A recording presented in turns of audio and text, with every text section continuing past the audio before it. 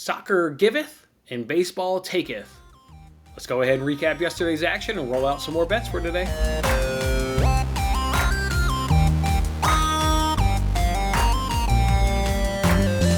Hey there, everybody. Welcome on into the Hump Day edition of Winning Bets. I'm Jason Mattis, of course, giving you guys those free sports picks each and every single day. I hope your morning's off to a good start, and I appreciate you guys starting off your day with me. Let's go ahead and recap yesterday. We got to do the recap in two different ways here. We had enough baseball bets and soccer bets yesterday where I can't even put them all in one tweet. That's how much action we had. So let's go ahead and recap soccer first, and then we'll go ahead and recap the baseball action after that. As you guys can see right there, yesterday was a fantastic, just fantastic. Watching the bets just cash one bet after another, I was just kind of getting giggity over here and going crazy. You guys can see right there, we went 8-0 yesterday, swept the entire board yesterday on the EFL Cup in England, and we put 10.64 units in your pocket. Yeah, that's right, that feels real good, plus 10.64 units in your pocket. And what felt even better yesterday is seeing you guys hit me up on Twitter, showing me the bet slips. You guys put these things in parlays. You guys were cashing monster bets yesterday. Was really excited to see you guys put a lot of money up in your pocket. What were those 8 wins yesterday? We took Liverpool on that money line. Talked about how yesterday on Twitter, how that line was just falling yesterday. And that was post lineups being announced. I mean, who's looking at Norwich's lineup and who's looking at Liverpool's lineup and betting the opposite way? I don't understand why that bet or that line fell all the way down to minus 120 is where we got that easily. We'll grab Liverpool minus 120 in that scenario right there. We also took Manchester City and Wycombe to have over 2 goals in the first half. Got that at plus money. Yeah, that was a real nice cash for us right there. We also in that same game took Manchester City to cover the first half spread of minus 1.5. So obviously meaning they need to win that first half by 2 goals.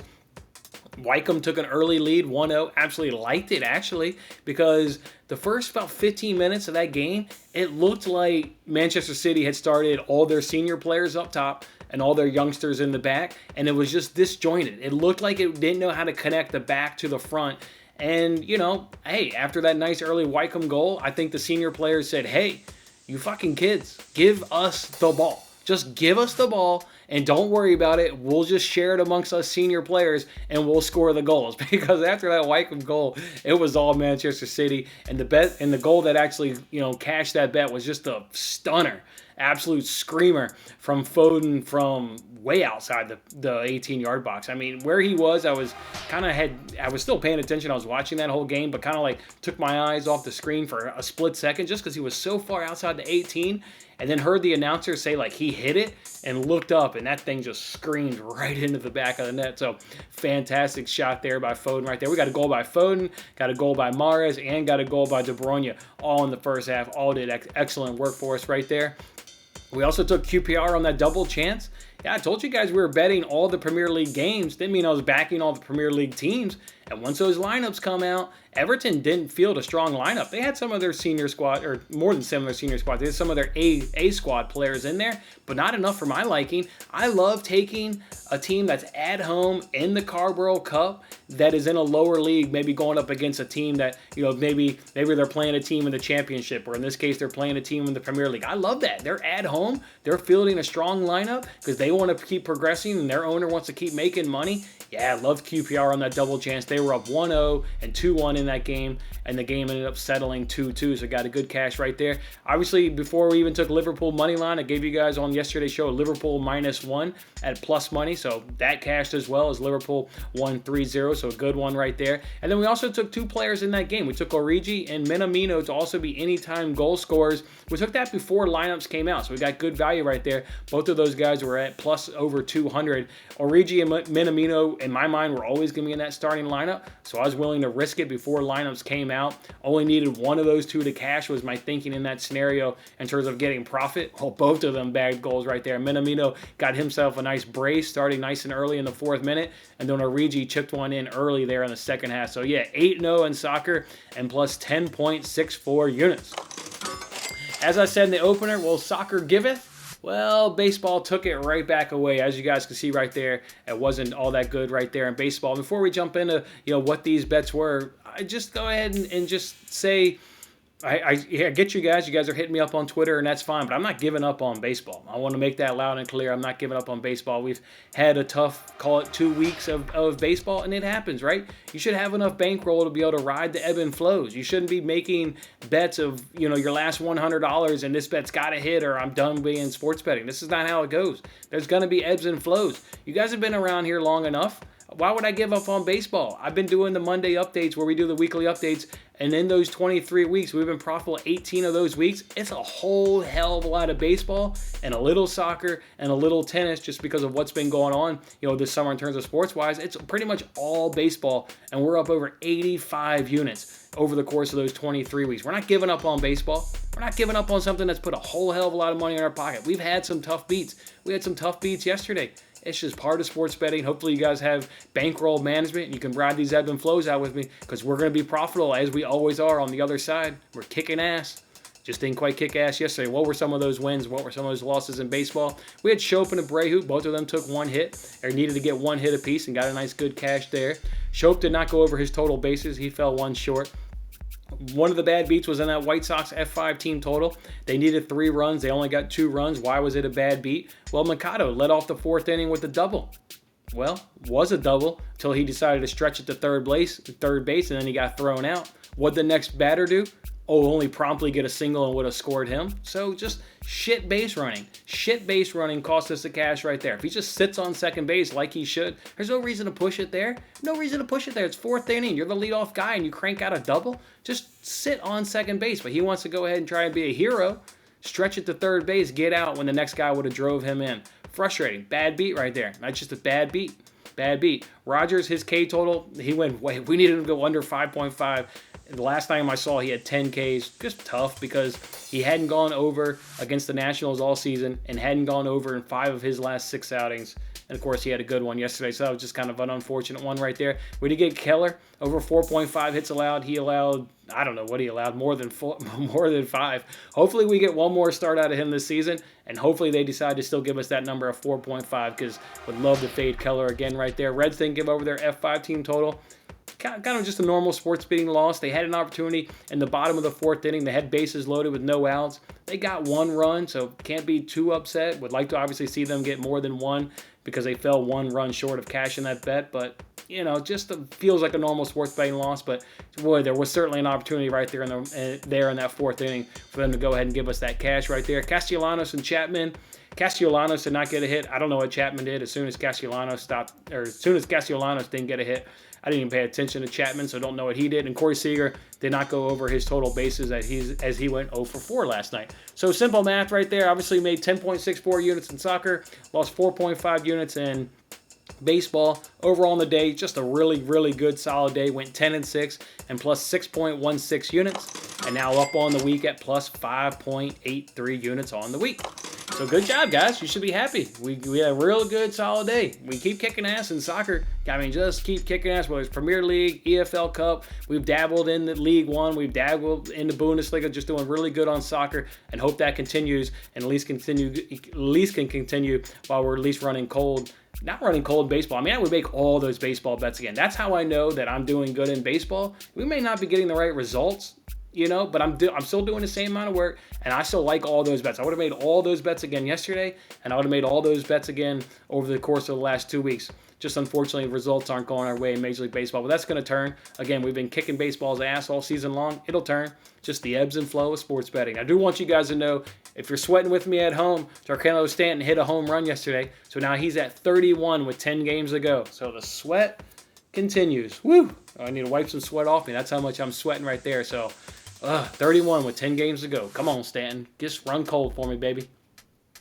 All right, let's go ahead and get on into today's bets. Let's go ahead and first go to that League One action where we got Metz going up against PSG. We're going to hope that PSG can win by 2 goals or more because we're taking PSG minus 1.5, and you can find that at minus 115 over at DraftKings. So again, they've just got to win this game by 2 or more goals. PSG looks like they won't have Messi, but still no problem. Absolutely no problem. We know the firepower they have with Icardi and Neymar and Mbappe and Di Maria. So hopefully Messi plays just because he's Messi. But if Messi doesn't play, I'm not sweating that at all right there. PSG has cashed this bet and 4 of the last 5 head-to-heads. No worries right there. Metz sits in last place right now. They're absolutely terrible right now. And they also haven't scored in their last 2 games. And PSG is averaging 3 goals a game so far in the season. So I think PSG can get it done. I think they'll get it done obviously pretty easily. I think they'll win the game. Obviously think they'll win the game by 2. So we'll go and take PSG at minus 1.5 on the Asian line right there. Before we switch on over into football and baseball, again, same thing like on yesterday's show, we will be betting the EFL Cup games. Every game today involves a Premier League team. Doesn't mean we'll necessarily bet every game. We always got to look at lineups, but the potential is to get in a bet on every single EFL Cup game today. So just make sure you're following me on Twitter. Same time again, lineup should come out at 12. One game will start at 12. One game starts at 1:40, then all the other games start at 1:45. So lineups, that means comes out at 12:40 p.m. Central Time and 12:45 p.m. Central Time. So just look for me on Twitter. Exactly what I did yesterday. I'll just start firing off the bets there for the EFL Cup. So yeah, Brighton's in action. Arsenal, Chelsea is going up against Villa. That's obviously a Premier League fixture. And then the rest. Oh, then there's another one. United's going up against West Ham. That one will be a little bit tricky because they obviously played over the weekend. So may avoid that one, but I maybe not. You just got to see the lineups. Leicester's in action, and then also Wolves are going up against Tottenham right there. So just got to see lineups. So just check for me a little bit later on Twitter. All right, let's go ahead now and get on into what do we got here. We got 2 football bets for Thursday Night Football. Let's go ahead and hit you guys with these. We're going to go ahead and take Mark Ingram over 8.5 rush attempts at minus 145 at DraftKings. Little juicy, but you can only bet the number that they give you, so it's over 8.5 rush attempts at minus 145. He got 26 rushing attempts in game number 1, and he got 14 rush attempts in game number 2. So obviously this bet cashes so far on the season. And they're also starting a rookie in David Mills. So if you're ever going to want to give him some help and lean on the running game, I mean, this is it. I mean, this is the game, right? You got a rookie. I already broke this game down on the Fox Bet Super 6 app where you can win $25,000, where I'll go ahead and link that video here at the end of today's daily show. He was terrible in that second half. I mean, 2 punts, 2 turnovers, and a touchdown. So they're going to want to get this young quarterback some help. What's the best way to lean on your star running back there in Mark Ingram and go ahead and give him some help? So, I mean, he's going to come out. I mean, people think that the Panthers are going to kill the Texans. I don't necessarily believe that. I think you're talking maybe a 2-score game at most. In a 2-score game, you're still running the ball. And certainly he's not going to get out of hand, I don't think, early. If we run, we only need 9 rushes. I think he's going to get in the double digits. I don't even really have any worries about that. That's how confident I am. So, yeah, everything about this just screams he'll at least get 9 rush attempts. So, minus 145, I'm going to go ahead and roll with it. The other one we're going to do here for Thursday Night Football is take Dan Arnold over 21.5 receiving yards at plus 104 over at DraftKings. And DraftKings is doing again, just like they've done the first 2 weeks, where you can get a 20% profit boost on all games. They've now extended that to where they're also giving it to us on Thursday Night Football. So I use that right here. So that's how I got this number at plus 104.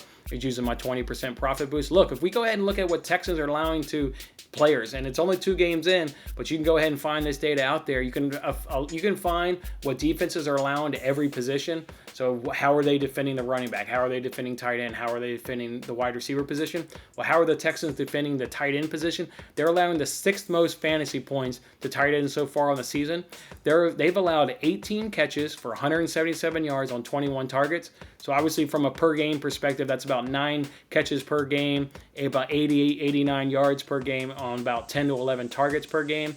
Arnold, he's got 5 catches on 7 targets so far on the season for 61 yards, but he's coming off a big game against New Orleans where he got 3 catches for 55 yards. So I like to see that he's starting to build that chemistry there with Sam Darnold. You got Darnold throwing the ball to Arnold. I mean, what's there not to like about Darnold to Arnold? Got to keep that chemistry going there, Sam Darnold. So let's go ahead and build off that big game. And I think the Panthers, much like I have this data, and I'm just giving you this data, that the Texans just so far 2 games in have absolutely struggled to defend the tight end position. Panthers are going to see that same information that I am, and they're going to want to go to Darnold to Arnold. They're going to want that connection to go early and often. Yeah, this number is too low for me at 21.5 receiving yards. So I'm going to go ahead and ride Dan Arnold over 21.5 receiving yards at plus 104 over at DraftKings. All right, guys, one more other bet for you. Just put on your radar, much like we're going to be tweeting out some EFL Cup games. I'm going to be tweeting out an MLB play, still going through the data. But on Bet Rivers, you guys know on Wednesdays, they give us a 20% profit boost. So I'll be using that. So there will be an MLB bet coming out at some point later on today in Twitter. Otherwise, what's the recap we're going to do? We're going to go ahead and take PSG minus 1.5. I'll give that bet at minus 115. Go ahead and take Mark Ingram over 8.5 rush attempts at minus 145.